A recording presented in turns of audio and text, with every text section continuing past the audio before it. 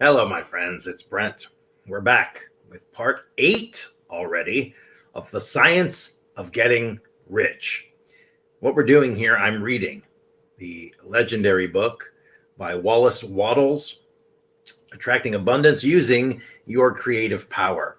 The book was written 110 years ago. The language is a little archaic in spots. So I'm reading it, editing a bit and making it a little more up to date, and then giving you my thoughts as we go along. This is a powerful book. It's the basis of every self-help book to deal with wealth, that any new age self-help book. So things like Think and Grow Rich, The Magic of Believing, all the way up to The Secret are influenced heavily by the science of getting rich. So today we're going to jump right back into it. We stopped yesterday. We were about to start the impression of increase. So whether you change your job or not, your actions for the present must be those pertaining to the business in which you're in now. You can get into the business you want by making constructive use of the business you are already established in, by doing your daily work, and here comes that term, in a certain way. And insofar as your business consists in dealing with other men, whether personally or by letter or email, the key thought of all your efforts must be to convey to their mind the impression of increase. Increase is what all men and women are seeking. It's the urge of the formless intelligence within them, seeking fuller expression. The desire for increase is inherent in all nature. It's the fundamental impulse of the universe. All human activities are based on the desire for increase. People are seeking more food, more clothes, more shelter, more luxury, more beauty, more knowledge, more pleasure. Increase in something, more life. Every living thing is under this necessity for continuous advancement, where increase of life ceases. Disillusion and death set in immediately. Man instinctively knows this, and then he is forever seeking more. This law of perpetual increase is set forth by Jesus in the parable of the talents. Only those who gain more retain any. From him who hath not shall be taken away even that which he hath. The normal desire for increased wealth is not an evil or reprehensible thing. It is simply the desire for a more abundant life. And that's abundant in every way that's important to you. It's not just wealth, abundance in love and happiness, family time, passion. Because it's the deepest instinct of men, all of us, we attract to him those who can give us more to our meaning of life. In following the certain way, as described in the foregoing pages, you are getting continuous increase for yourself, and you are giving it to everyone you deal with. You are a creative center from which increase is given off to all. Be sure of this and convey assurance of the fact to every man, woman, and child with whom you come into contact with. No matter how small the transaction, even if it's only the selling of a piece of candy to a kid, put it into the thought of increase and make sure that the customer is impressed with the thought. Convey the impression of advancement with everything you do, so that all people shall receive the impression that you are an advancing person and that you advance all who deal with you. Even to the people whom you meet in a social way, without any thought of business, and to whom you don't try to sell anything, give the thought of increase. You can convey this impression by holding the unshakable faith that you, yourself, are the way of increase, and by letting this faith inspire, fill, and permeate every action that you make. Do everything that you do in a firm conviction that you are an advancing personality and that you are giving advancement to everyone. Feel that you are getting rich and that in doing so, you're making others rich and conferring benefits to everyone.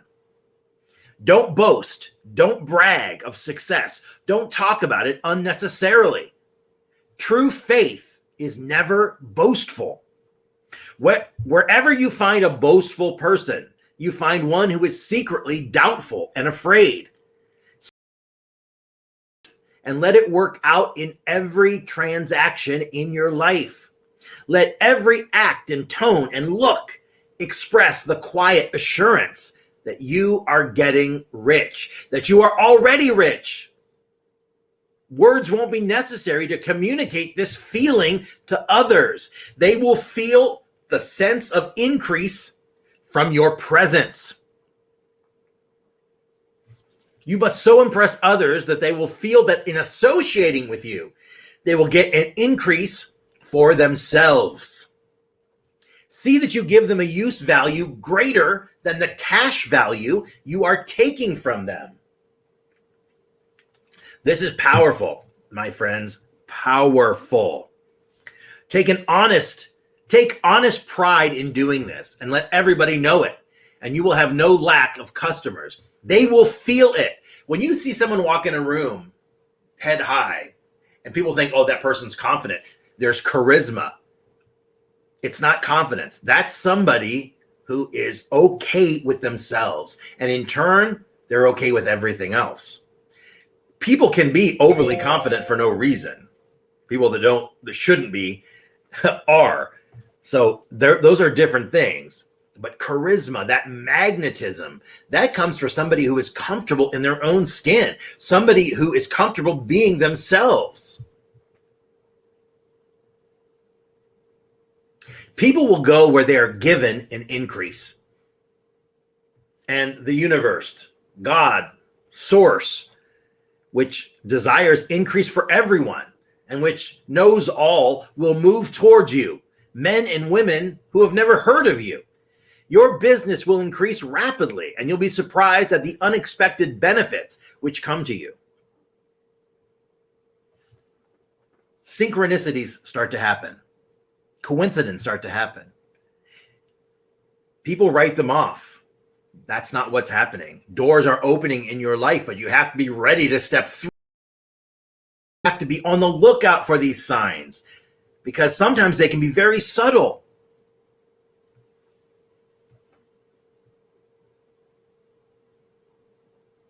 Here, Wattles says, let me give you another word of caution in regard to motives. Beware of the insidious temptation to seek for power over other men. Nothing is so pleasant to the unformed or partially developed mind as the exercise of power or dominion over others. The desire to rule for selfish gratification has been the curse of the world. This is written before Hitler, but Hitler would be a great example of this.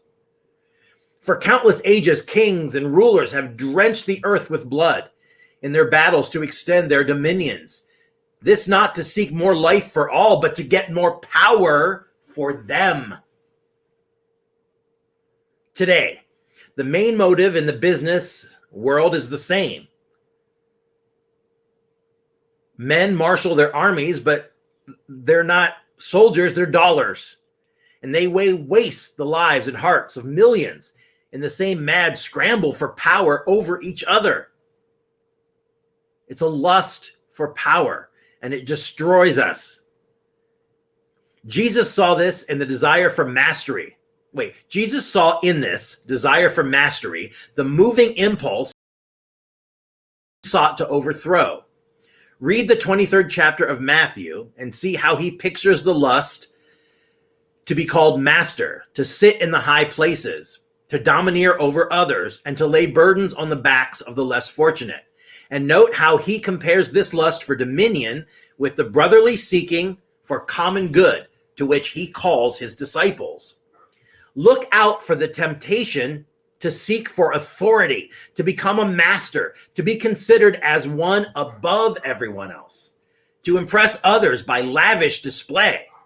The mind that seeks for mastery over others is the competitive mind, and the competitive mind is not the creative one. In order to master your environment and your destiny, it is not at all necessary that you should rule over your fellow men. And indeed, when you fall into the world's struggle for the high places, you begin to be conquered by fate and environment, and your getting rich becomes a matter of chance and speculation. You got to beware of the competitive mind. There is no better statement in this book.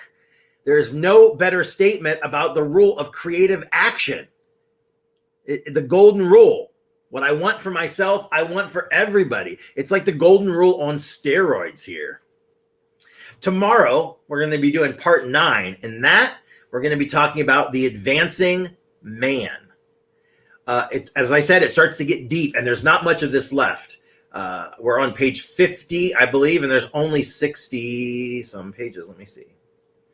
There is a total of 60 pages. So yeah, we're close. So we're going to get into that tomorrow, and then he goes into some cautions and concluding observations, gives you some tips and some hacks that you can do. Fantastic, solid gold knowledge in this book. So I'll be back tomorrow with another edition of The Science of Getting Rich. Also, of course, in the morning, we have Brent live each and every morning at 10. If you haven't joined our Facebook community, you need to do that. We are a fantastic family of like-minded people. We're banded together, helping, supporting each other. It's facebook.com/groups/students of self-empowerment. Also, our YouTube channel could use some subscribers. We have 300 videos and about the same subscribers, which is not good. So if you'd like to help us out, just subscribe, share with all your friends, get the word out. We are sharing the tools, the tips, the techniques that you need to live a life by design and not a life by default. Create the life that you want. Don't be forced to live the life that just presents itself to you. YouTube.com/BrentWebbOfficial. And finally, if you're looking for something different this holiday to give as a gift, why not give the gift of transformation? Give the gift of self-empowerment and personal development. Perfume is great. An ugly tie is great, but material things only go so far. Give a gift that can transform a life. Go to BrentWebb.com. You can get some information about my one-on-one coaching program. I've had clients give it to their children or other friends, family members as gifts. You can also check out BrentWebb.com/shop for all my books and courses and one-on-one coaching as well.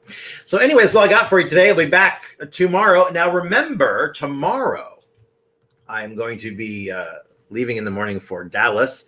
So we'll be in Dallas for the weekend. But Saturday, I'll be doing some live streaming from South Fork Ranch, from the legendary TV show Dallas, one of my favorite shows growing up. Love that place. I've been there 50 times, probably more in my life. It's a gorgeous place. If you've never been, South Fork in Parker, Texas is a must see. It's really an amazing place. So I'll be doing some live videos from there. I'm also going to be doing some videos from the event, and I'll give you a little taste of my talk, and we'll go from there. A little backstage action as well. That's all I got for you. I'll see you tomorrow. And remember, don't worry, be happy. And do what? Feel good. I'll see you then.